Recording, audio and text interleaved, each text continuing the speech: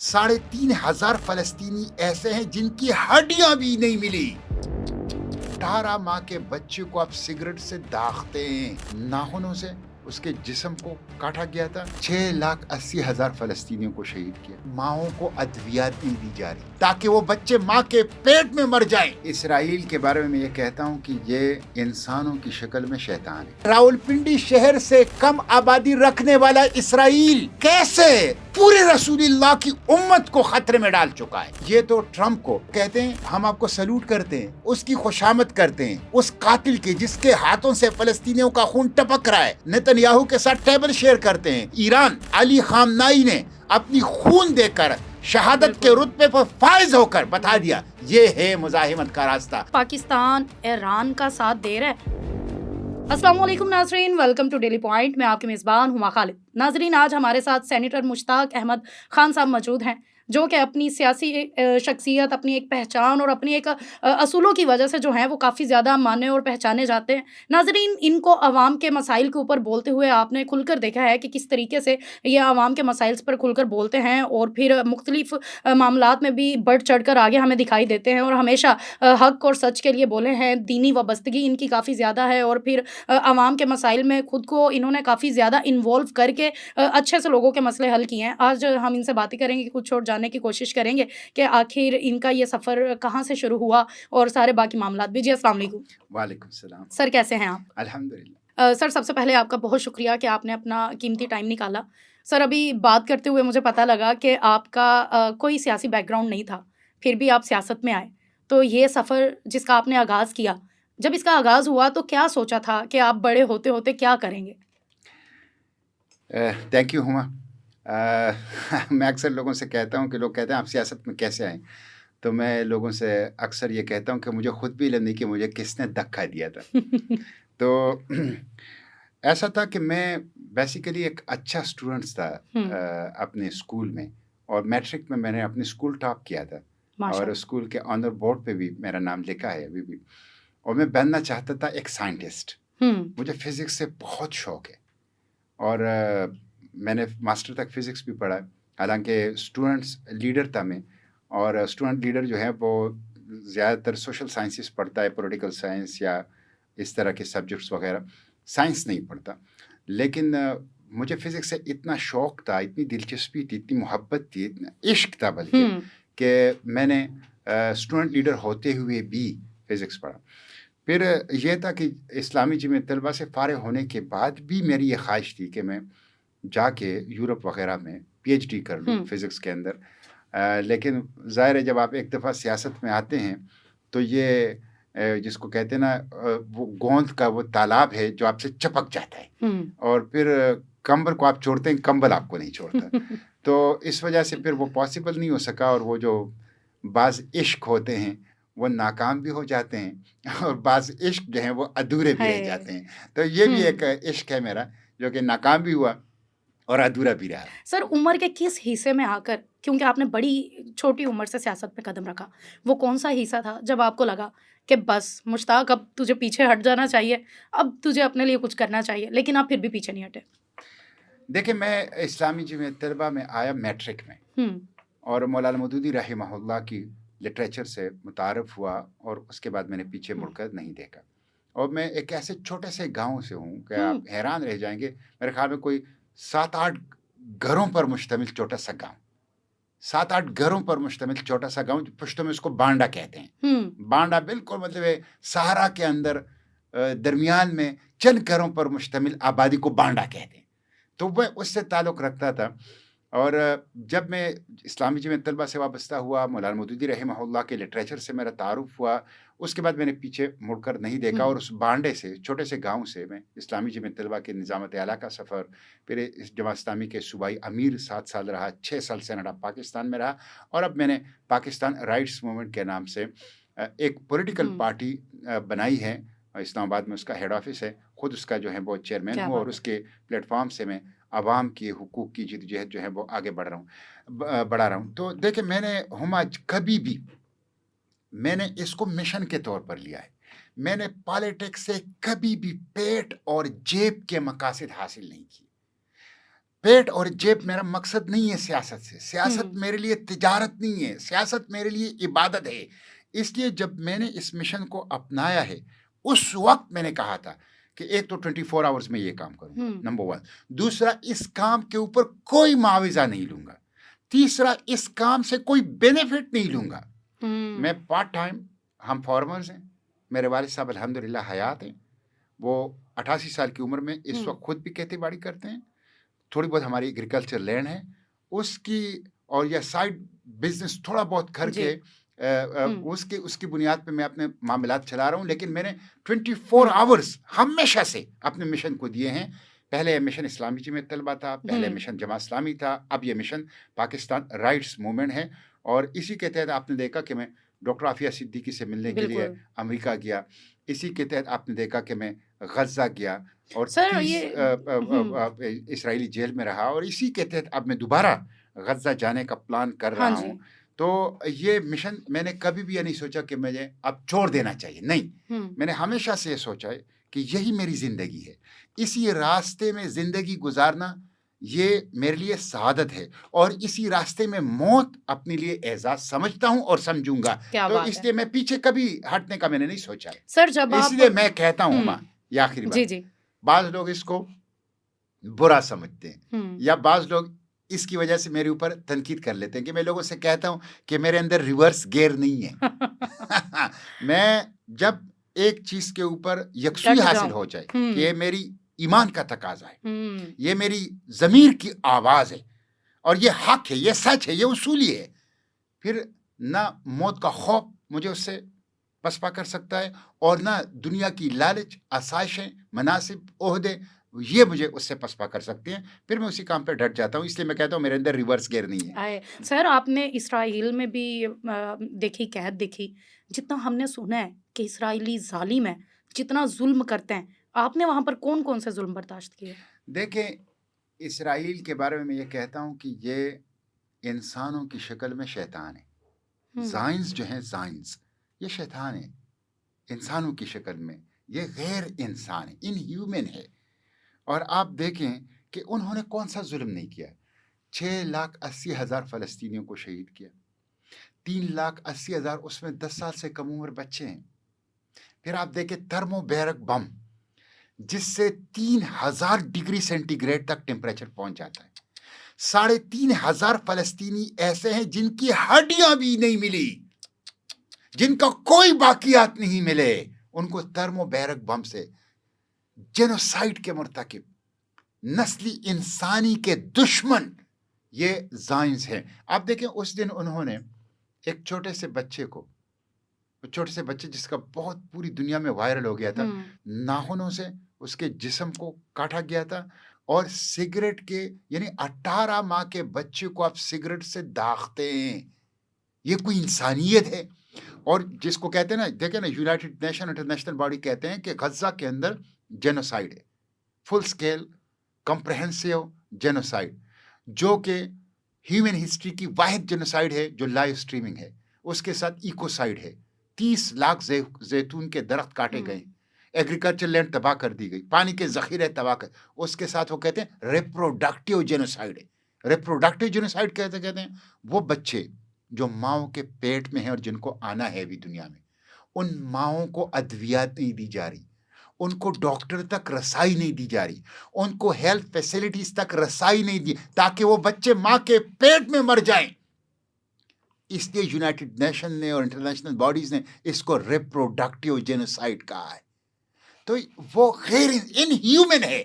اس لیے ان سے اولئک ہم شر البریہ, وہ کرۂ ارض پر موجود بدترین مخلوق ہیں. سر پاکستان نے تو اس لیے ان سے یہ توقع رکھنا کہ وہ کوئی رحم کرے گا, کوئی انسانی سلوک, ہمیں کوئی نہیں تھی. اس لیے ہمارے اوپر بھی انہوں نے کک مارے, انہوں نے بندوق کے بٹ مارے, انہوں نے گالیاں دی, انہوں نے کتے چھوڑے, انہوں نے ادویات تک ہمیں نہیں دی, جو مریض تھے ہمارے قیدیوں میں ہمارے ساتھ.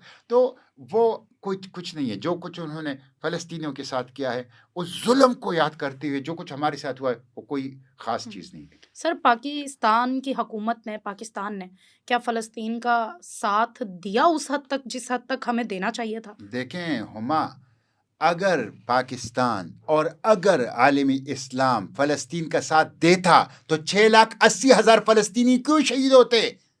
3,80,000 بچے 10 سال سے کم عمر کیوں شہید ہوتے؟ اگر پاکستان اور عالم اسلام فلسطین کا ساتھ دیتا تو 3 جمعوں سے مسجد اقصی کو تالے پڑے، اعتکاف نہیں ہوا مسجد اقصی میں، سینکڑوں سال بعد عید الفطر کی نماز نہیں ہوئی مسجد اقصی میں۔ اگر پاکستان اور عالم اسلام فلسطین کا ساتھ دیتا تو اسرائیل قانون پاس کرتا کہ ویسٹ بینک اسٹیٹ پراپرٹی ہے، اسرائیل قانون پاس کرتا جو ان کے ساتھ 10,000 قیدی قید میں ہیں ان کی پھانسی کی سزا کا قانون پاس کرتا۔ اگر پاکستان اور عالم اسلام ساتھ دیتا تو اسرائیل اور امریکہ ایران پر حملہ کرتا، لبنان پر حملہ کرتا۔ یہ جو فلسطین کے ساتھ نہ دینے کا جرم ہے، اس کی وجہ سے آج حرمین شریفین بھی خطرے میں ہیں اور پہلے حرم قبلہ اول مسجد اقصی بھی خطرے میں ہیں۔ تو یہ تو ٹرمپ کو جو 70% سپلائی آف آرمز امریکہ کو اسرائیل کو کر رہا ہے اور جو سب سے زیادہ فائنینسر ہے، اس کو کہتے ہیں کہ ہم آپ کو سلوٹ کرتے ہیں، اس کو کہتے ہیں امن کا پیغمبر، اس کو ریکمینڈ کرتے ہیں نوبیل پیس پرائز کے لیے، اس کی خوشامد کرتے ہیں، اس قاتل کی جس کے ہاتھوں سے فلسطینیوں کا خون ٹپک رہا ہے اور اس جینوسائیڈ کے مرتکب سرٹیفائیڈ وار کرمنل نیتن یاہو کے ساتھ ٹیبل شیئر کرتے ہیں۔ اس لیے پاکستان کی جو فلسطین پالیسی ہے اس سے ہمیں بالکل مطمئن نہیں ہوں۔ اور بوڑا پیس میں یہ گئے، آپ دیکھیں بوڑا پیس کے بعد اسرائیل نے ایران پر حملہ کیا، بوڑا پیس کے بعد لبنان پر حملہ کیا، بوڑا پیس کے بعد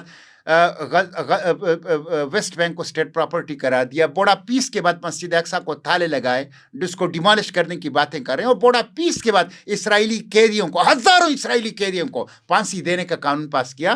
تو یہ بالکل ساتھ نہیں دیا، یہ کمپلیسڈ ہیں پورا عالم اسلام، پورے عالم اسلام کے حکمران، پورے عالم اسلام کے جرنیل۔ یعنی راولپنڈی شہر سے کم آبادی رکھنے والا اسرائیل کیسے پورے رسول اللہ کی امت کو خطرے میں ڈال چکا ہے، حرمین شریفین کو اور قبلہ اول کو خطرے میں ڈال چکا ہے، اس لیے کہ یہ کمپلیسڈ ہیں، اس لیے ان کی جو راستہ ہے نا وہ خوشامد میں نہیں ہے، بچاؤ کا جو راستہ ہے وہ خوشامد میں نہیں ہے، وہ معاہدوں میں نہیں ہے، وہ چاپلوسی میں نہیں ہے، وہ مزاحمت میں ہے۔ وہ حماس نے راستہ دکھا دیا، ایران علی خامنائی نے اپنی خون دے کر شہادت کے رتبے پر فائز ہو کر بتا دیا یہ ہے مزاحمت کا راستہ۔ اپنی ساورنٹی کو، اپنی آزادی کو، اپنی حریت کو، اپنی قومی وقار اور خود مختاری کو قائم رکھنا چاہتے ہو تو علی خامنائی کے راستے پر چلو، ایران کے بہادر عوام کے راستے پر چلو، حماس اور اہلیان غزہ کے راستے پر چلو، اس کے علاوہ کوئی راستہ نہیں ہے۔ سر کیا آج پاکستان ایران کا ساتھ دے رہا ہے یا پھر ایران کو بھی ہم نے فلسطین کی طرح چھوڑ دیا؟ دیکھیں، پاکستان کو کھل کر ایران کا ساتھ دینا چاہیے، اور یہ میرا مطالبہ ہے، اور آپ کے توسط سے میں بھی یہ مطالبہ کر رہا ہوں کہ کھل کر ڈٹ کر ایران کے ساتھ کھڑا ہو جائے، تہران کو گرنے نہ دیا جائے، ایران کو گرنے نہ دیا جائے، اس کی مزاحمت کو تقویت دی جائے، اس کے ریزسٹنس کو تقویت دی جائے، کھل کر اور ڈٹ کر اسرائیل اور امریکہ کا راستہ روکا جائے۔ اسرائیل اور امریکہ تاتاریوں سے بڑا خطرہ ہے، سب سے بڑا خطرہ ہے، تہذیبی خطرہ، تمدنی خطرہ، معاشی خطرہ، ابلاغی خطرہ، نظریاتی خطرہ، جغرافیے کے لیے خطرہ، وسائل کے لیے خطرہ، آزادی کے لیے خطرہ امریکہ اور اسرائیل ہے۔ اس لیے اس کے خلاف ریزسٹنس کو، مزاحمت کو تقویت دی جائے، اس کو روکا جائے، ہر جائز راستے سے، ہر طریقے سے اس کو روکنے کی جو ہے وہ کوشش کرنی چاہیے۔ ابھی دیکھیں نا، 4 کی پلیئرز اسلام آباد میں جمع ہو گئے، Islamabad hub of the international diplomacy بن گیا، مصر، ترکی، سعودی عرب، پاکستان، چاروں نے اجلاس کی، کتنا امپیکٹ پڑا اس کا؟ بہت بڑا امپیکٹ پڑا۔ پھر آپ دیکھیں چین کے ساتھ آپ گئے، چین نے آپ کی اس پالیسی کو سپورٹ کیا، اس کی پشتیبانی کی، اس کا بہت بڑا اثر پڑا۔ تو آپ پہلے بھی یہ کر سکتے تھے، آپ اس سے بہتر بھی کر سکتے تھے، آپ اس سے زیادہ اچھے انداز سے یہ کر سکتے ہیں۔ پرو ایکٹیولی یہ کام کرنا چاہیے، ایران کے لیے بھی اور فلسطین کے لیے بھی کرنا چاہیے تھا، نہیں کیا تو ابھی کمپنسیٹ کر لو، ابھی تلافی کر لو، مسجد اقصی کو بچاؤ, غزہ کو بچاؤ, فلسطین کو بچاؤ, اس کے لیے چین کو, اس کے لیے روس کو, اس کے لیے ساؤتھ افریقہ کو, اس کے لیے اسکینڈینیوین کنٹریز کو, اس کے لیے عالم اسلام اس کو متحرک کرو, اس کے لیے جنوبی امریکہ کے ممالک کو اٹھاؤ, متحرک کرو, اس کے لیے انٹرنیشنل باڈی کو اٹھاؤ, متحرک کرو, پرو ایکٹیولی طاقتور رول کرو. تو یہ کرنا چاہیے, اسی کے اندر ہمارا بقا اور دفاع ہے. جی سر, آپ نے اپنی سیاسی جماعت بنائی, آپ کو لگتا ہے کہ پہلے جو اتنی بڑی بڑی سیاسی جماعتیں موجود ہیں جن کے ہوتے ہوئے کوئی اور سامنے نہیں آ پا رہا ہے, تو کیا آپ کی سیاسی جماعت اٹھ پائے گی؟ بالکل, اور اسی لیے میں نے یہ جماعت بنائی ہے کہ پہلے بڑے بڑے سیاسی لیڈر موجود ہیں, بڑی بڑی سیاسی جماعتیں موجود ہیں, لیکن اس کے باوجود پاکستان میں غربت ہے, اس کے باوجود پاکستان میں ناخواندگی ہے, اس کے باوجود پاکستان کے ہاتھ میں IMF کی غلامی کی ہتکڑیاں ہیں, اس کے باوجود انصاف نہیں مل رہا. او میرا باپ چھانڈیوں کو آپ دیکھ لیں, ان کا دادا, ان کے والد, ان کے چچا قتل کر دیے گئے. دادو ماڈل کریمنل کوڈ کہتے ہیں, ماڈل کریمنل کوڈ واقعی کریمنل کوڈ ہے, اور اگر یہ ماڈل ہے, کوڈ ہے, تو ماڈل کوڈ کی یہ حالت ہے تو عام عدالتوں کا کیا حال ہوگا؟ 8 سال تک در بدر کی خاک چھاننے کے بعد ان مجرموں کو آپ نے باعزت بری کر دیا. انصاف نہیں ہے, عدلیہ میں سب کچھ ہے, عدل نہیں ہے. تو اگر یہ سیاسی جماعتیں اپنا کام کرتی, یہ پولیٹیکل لیڈرز اپنا کام کرتی, تو آج پاکستان میں بے روزگاری ہوتی, آج پاکستان میں دہشت گردی ہوتی, آج پاکستان امریکی غلامی میں ہوتا. یہ ناکام ہو گئی ہیں, یہ ول آف دا پیپل کو ریپرزینٹ نہیں کرتی, یہ ڈیلیور نہیں کر سکے. 50 سال, 60 سال, 70 سال, 80 سال ان پارٹیوں کے ہو گئے, نہیں کر سکے. اور آج آپ دیکھیں پاکستان میں ہائبرڈ ڈیموکریسی ہوتی. پاکستان اقبال اور قائد نے ہائبرڈ ڈیموکریسی کے لیے نہیں بنایا تھا, ٹرو ڈیموکریسی بنائے. ہائبرڈ ڈیموکریسی کا مطلب یہ ہے کہ عوام غلام ہیں. ہائبرڈ ڈیموکریسی کا مطلب یہ ہے کہ اشرافیہ کے نام پر بدماشی اور مافیا پاکستان کے اوپر قبضہ کیے ہوئے. ہائبرڈ ڈیموکریسی کا مطلب یہ ہے کہ حق ملکیت عوام کے پاس نہیں ہے, حق حکمرانی عوام کے پاس نہیں ہے, چوکیدار کے پاس ہے اور پہرادار کے پاس ہے, اور چند بند کمروں کے اندر اجلاس کرنے والے طاقتور اقلیت کے پاس ہے. تو اس لیے یہ سیاسی جماعتیں ناکام ہو چکی ہیں, یہ پولیٹیکل لیڈرشپ ناکام ہو چکی ہیں. 70 80 سال سے جدوجہد کر رہی ہیں, کچھ نہیں کر سکی. ہم نے پاکستان رائٹس موومنٹ اس لیے بنائی ہے 3R کے ساتھ, rights, resistance, reform. 3R rights, وہ رائٹس جو کانسٹیٹیوشن آف پاکستان نے دیے ہیں, مسلمانوں کو, پاکستان کے عوام کو دیے ہیں, اقلیتوں کو دیے ہیں, خواتین کو دیے ہیں, بچوں کو دیے ہیں, عوام کو دیے ہیں, فیڈریٹنگ یونٹس کو دیے ہیں, صوبوں کو بہت زیادہ حقوق دیے ہیں. وہ رائٹس ہمیں ملنی چاہیے. اس رائٹس کے اوپر ایک طاقتور طبقے نے قبضہ کیا ہے. نہ بچوں کو, نہ خواتین کو, نہ عوام کو, نہ منارٹیز کو, نہ فیڈریٹنگ یونٹس کو وہ حقوق نہیں مل رہے. صوبے آج مرکز سے دور جا رہے ہیں اس لیے کہ ان کو وہ دستوری حقوق نہیں مل رہے جو کہ دستور نے صوبوں کو دیے ہیں, وفاقی اکائیوں کو دیے ہیں. تو یہ حقوق, اس کی ایجوکیشن, اس کی اویئرنیس, اس کی آگہی, اس کی تعلیم, اس کے لیے آواز اٹھانا, number 1 rights. Number 2 resistance. Resistance ایسی ریزسٹنس جو مافیا کے شکنجے کو توڑ دے, اشرافیہ کے شکنجے کو توڑ دے. وہ جنہوں نے اسلامی جمہوریہ پاکستان کے بجائے پاکستان کو اشرافیہ جمہوریہ پاکستان بنائے, 1% ریپبلک بنائے, اس کی غلامی کو توڑ دے. Resistance, legal, democratic, non violent, peaceful resistance. اور تیسرا R ریفارم.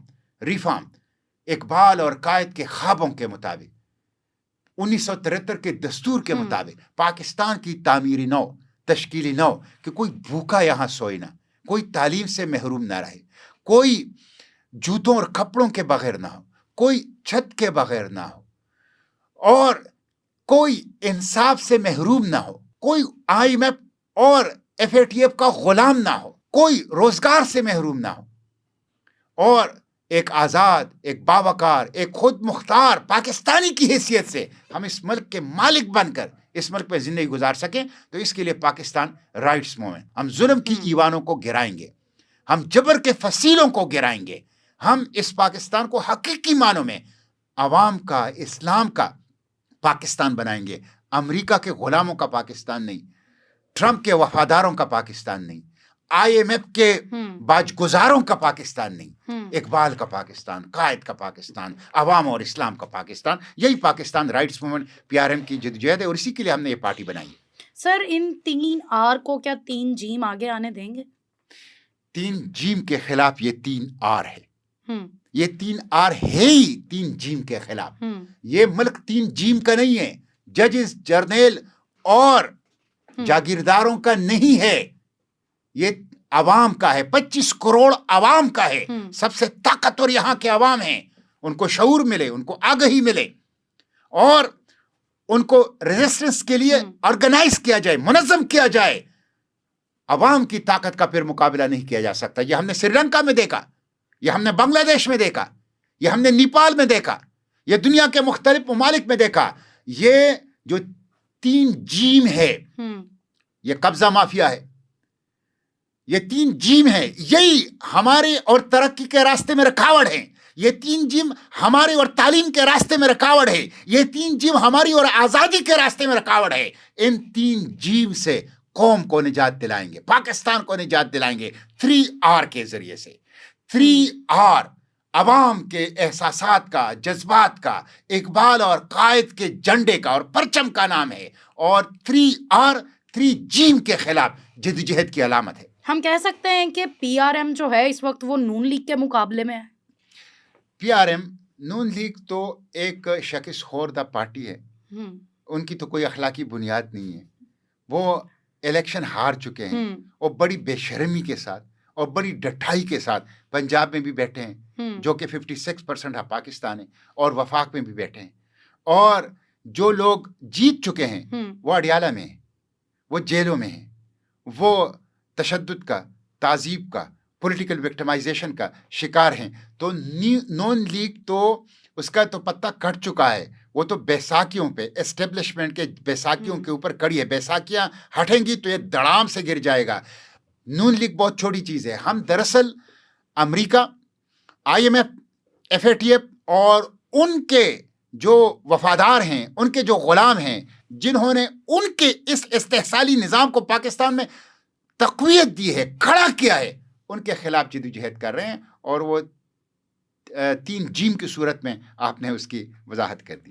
سر لوگوں کا یہ کہنا ہے کہ آپ فلسطین کے نام پر مشہور ہوئے, اور پھر آپ نے اپنی ایک سیاسی جماعت بنا لی, اور ابھی آپ جو دوبارہ غزہ جانا چاہ رہے ہیں, شاید وہ آپ اپنی جماعت کو پروموٹ کرنے کے لیے جانا چاہتے ہیں. تو اس نظریے کو آپ کیسے دیکھتے ہیں؟ دیکھیں, میں تو اس سے پہلے ڈاکٹر عافیہ کے لیے امریکہ بھی گیا. جی, میں نے تو جنرل باجوہ کے ایکسٹینشن کے خلاف 450 کی پارلیمنٹ میں واحد بندہ تھا جس نے لیجسلیشن تھی, اور آخر وقت تک ڈٹا رہا اور کھڑا رہا.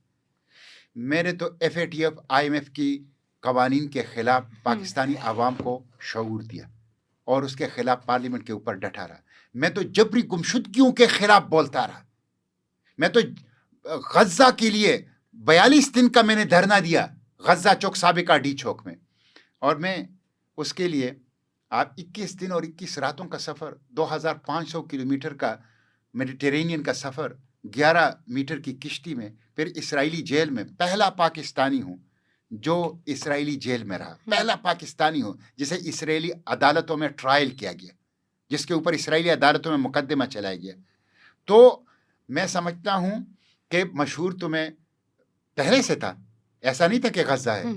میں نے اپنی حیثیت کو, اپنی پاپولیرٹی کو اسلام کے لیے استعمال کیا ہے, عوام کے لیے استعمال کیا ہے, پاکستان کے لیے استعمال کیا ہے, اصولوں کے لیے استعمال کیا ہے. اپنی مشہوری اور پاپولیرٹی کو حق اور سچ کے لیے استعمال کیا ہے, جیب کے لیے استعمال نہیں کیا, پیٹ کے لیے استعمال نہیں کیا, بینیفٹ لینے کے لیے استعمال نہیں کیا. یہ میں چیلنج کرتا ہوں. ایک تو یہ. دوسری بات یہ ہے کہ اگر کوئی غزہ جانے پہ مشہور ہوتا ہے اور اس کے لیے وہ غزہ جاتا ہے تو ویلکم کرنا چاہیے, ویلکم کرنا چاہیے. کوئی عافیہ کو, کوئی جبری گمشدگیوں کے خلاف, کوئی ملٹری آپریشن کے خلاف, کوئی مظلوم بے کسوں بے سہاروں وکٹمز کے خلاف, وکٹم کے ساتھ کھڑے ہونے کی بنیاد پر مشہور ہونا چاہتے تو یہی حقیقی سیاست ہے. ایسے لوگوں کو مشہور بھی ہونا چاہیے, ایسی سیاست ہونی بھی چاہیے, اور عوام کو ایسے لوگوں پر کو سر آنکھوں کے اوپر بھی بٹھانا چاہیے, اس لیے کہ یہی تو اصل چیز ہے.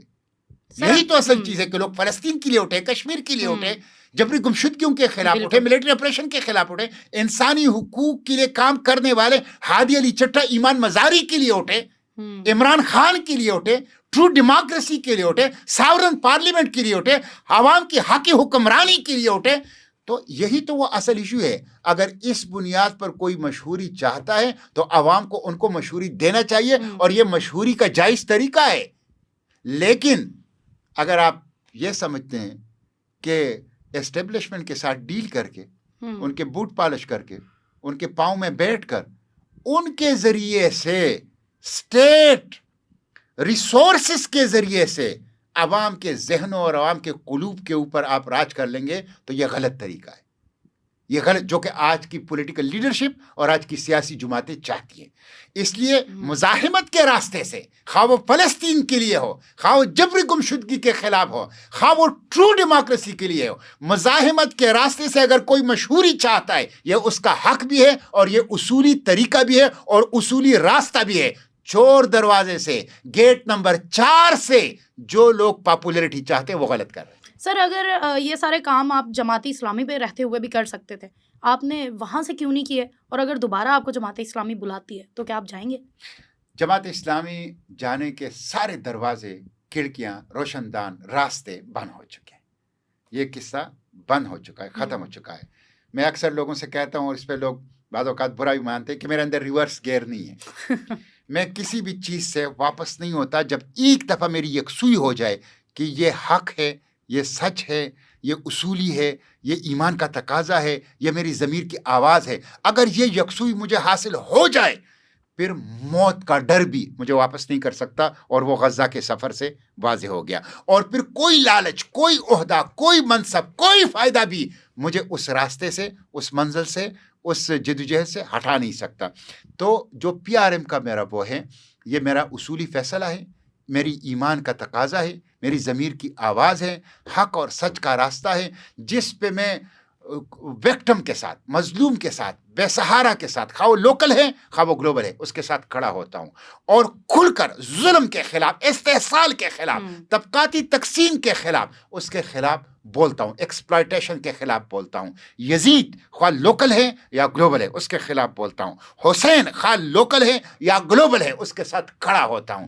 تو یہ وہ راستہ جو ہیں وہ بند ہو چکا ہے. باقی جماعت اسلامی میں اگر یہ کام میں کر سکتا تھا, میں جماعت اسلامی پہ زیادہ باتیں نہیں کرتا, وہ چیپٹر کلوز ہو چکا ہے, میں اس کو ڈسکس نہیں کرنا چاہتا. میرا موضوع اس وقت PRM ہے, میرا موضوع اس وقت اسلام ہے, عالم اسلام ہے, پاکستان ہے, پاکستان کے عوام ہے, اسی پہ میں بات کرنا چاہتا ہوں. لیکن صرف اتنا بتا دوں, اگر یہ کام میں وہاں کر سکتا تھا تو میں کیوں چھوڑتا اور کیوں پاکستان رائٹس موومنٹ بناتا. سر, آپ کا بہت شکریہ, آپ نے اپنا قیمتی ٹائم دیا اور ہمیں آپ کے ساتھ بیٹھ کر یہ جاننے کا موقع ملا, آپ کے نظریے کو جاننے کا موقع ملا. آج تک ان کے بارے میں سنا تھا کہ مشتاق احمد صاحب جو ہیں وہ ایک دینی وابستگی رکھتے ہیں اور بڑے ہی ایماندار شخصیت کے مالک ہیں, اور آج آپ کو دیکھ بھی لیا. امید کرتے ہیں کہ آپ لوگوں کے جو سوال تھے ان کے جواب بھی آپ کو مل گئے ہوں گے. ملتے ہیں اگلے پوڈ کاسٹ میں, تب تک وسلام.